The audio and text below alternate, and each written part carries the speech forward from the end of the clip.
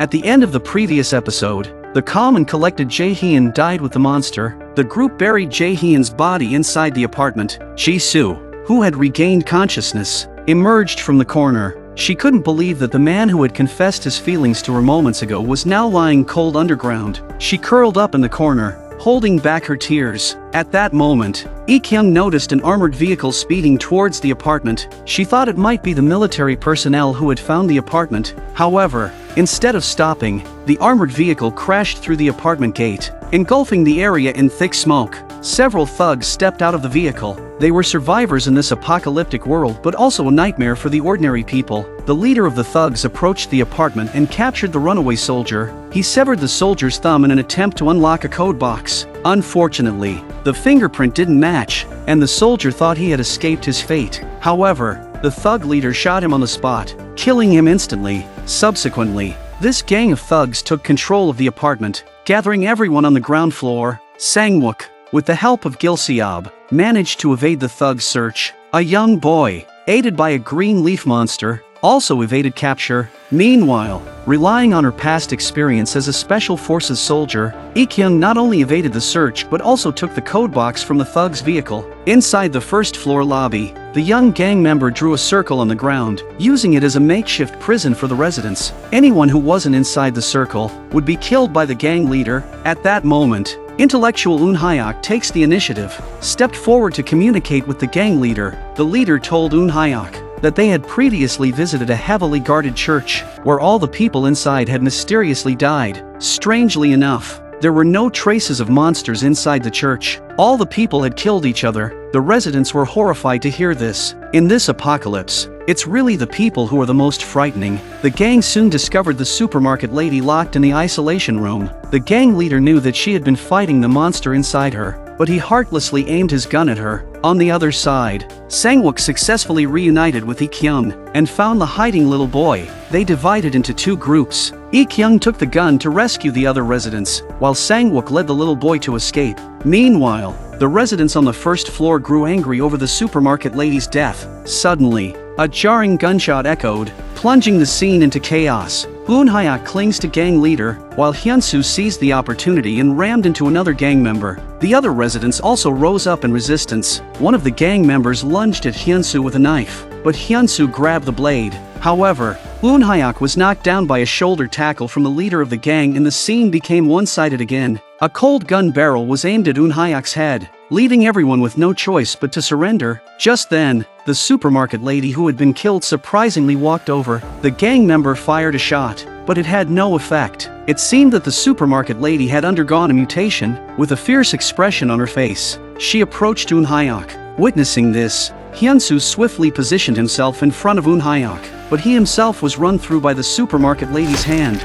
In order to save everyone, Hyunsu grabbed the supermarket lady's neck until she collapsed to the ground. After uttering an apology, Hyunsu also lost consciousness completely. Once again, everyone fell under the control of the gang members. The gang leader also found out about Hyunsu being a mutant, and along with a few other gang members, they took Hyunsu to the rooftop. They intended to conduct an experiment using Hyunsu to see if he would survive a fall from over a dozen floors high. However, before the gang leader could take any action, he was choked by his newly recruited subordinate, Ju-kyung. Ju-kyung lifted the leader high into the air and threw him off the rooftop. The leader crashed onto a car with a loud thud. Dead beyond any doubt, one of the gang members noticed the situation and fired a shot at Ju-kyung, but Ju-kyung deflected the bullet back, eliminating the troublesome person. Ju-kyung approached Hyunsu, smiling friendly, extending a hand covered in blood, intending to truly get to know his own kind. Meanwhile, Ik-hyung returned to the first floor once again,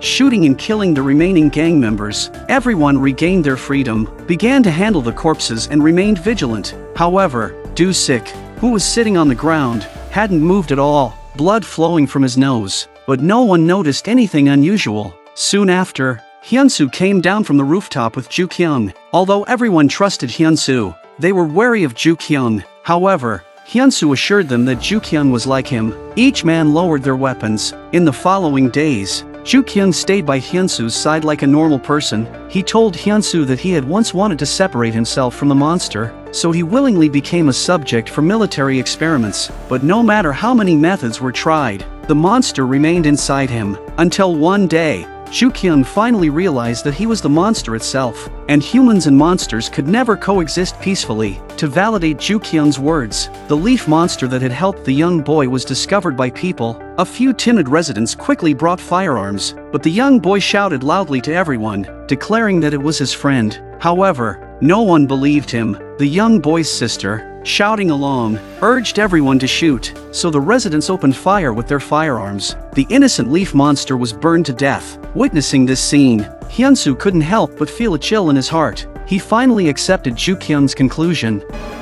인간이란 괴물은 공존할 수 없다는 거. From that day on, Hyunsu no longer listened to Eun-hyuk's instructions and planned to leave with Jukyun. Jukyun also informed the others that although the military had promised rescue for the citizens, but they had already issued orders internally, if they couldn't distinguish between monsters and humans, they were to destroy them all. Just then, Sang-wook noticed that Yuri was having an asthma attack. He hurriedly carried Yuri, preparing to find medicine, but Jukyun kicked him away. Hyunsu walked over, realizing why Sang-wook wanted to go outside and didn't stop him anymore. However, Jukyun acted too quickly. Just as Sang-wook and Yuri walked out of the apartment, gunshots rang out. Yuri was shot from behind by Jukyun. He wouldn't allow anyone to go out and inform the military. Before Hyunsu could react, other residents were shot one after another. Fortunately, Jukyun's ammunition was limited, so not everyone was wiped out at once. Hyunsu quickly tackled Jukyun aside, but he was soon kicked back. At that moment,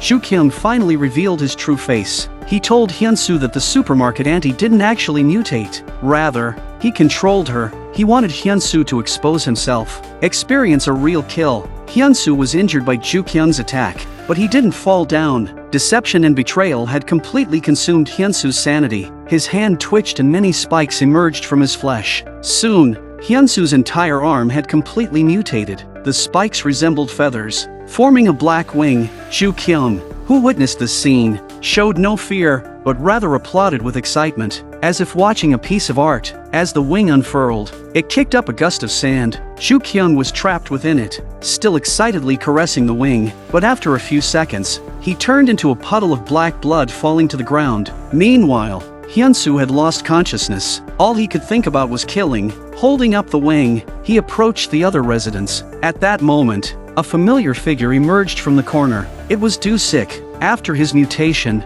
his legs had regained their ability to walk, and as he came out, he embraced Hyunsu tightly, whispering softly that it's okay. It's not your fault. His reassuring words helped Hyunsu recover from his wild explosion. Hyunsu retracted the wing, clinging to Do-sik and sobbing uncontrollably. But Do-sik, who held Hyunsu, was already covered in wounds. Soon, he took his last breath and passed away. Sang-wook ultimately couldn't take Yuri to the hospital. Their hands were placed together and closed their weary eyes. After an unknown amount of time, Hyunsu woke up from his unconscious state. Strangely enough, he had forgotten what had happened here, forgotten why he had lost consciousness, and even forgotten Do-sik, who had awakened him in the end. But upon seeing Do-sik's lifeless body, he couldn't help but feel a profound sadness. Do-sik was gone, perhaps fearing loneliness. Gil-seob took his last breath that same night, but before his death, he found a way out for everyone. In a corner of the apartment, they discovered the hidden passage that Gil-seob had found. At that moment, snowflakes drifted into the apartment from outside. It was the first snowfall of the year. During the night, the military surrounded the apartment, demanding that the residents hand over the infected individuals. Everyone remained motionless, but Hyunsu stepped forward on his own. He decided to go out and become a subject of research for the military. Before the military could storm in, everyone entered the hidden passage. Only Hyunsu and Eun-hyuk stayed outside. Hyunsu walked out of the apartment, taking step after step toward the military in the snow-covered area. Due to their fear, the military opened fire in haste, but they can't stop Hyunsu from moving forward. Eun-hyuk remained in the apartment. The flat was about to collapse, but he didn't duck. Looking at the photos of his family, Eun-hyuk smiled through tears. A few drops of blood falling onto the pictures, the drops of blood become more and more unstoppable. After one night, the residents who had taken refuge in the hidden passage found an exit. However, as soon as they emerged, they found themselves surrounded by the military. Lee-kyung handed over the password box to an officer, while the others boarded a vehicle to head to the military-protected safe zone. Lee-kyung herself joined the military, continuing her research on the strange mutations. In an unnoticed corner, a pool of black blood slowly transferred onto an armored vehicle. The vehicle quickly left the apartment, and before long, two people were inside the vehicle.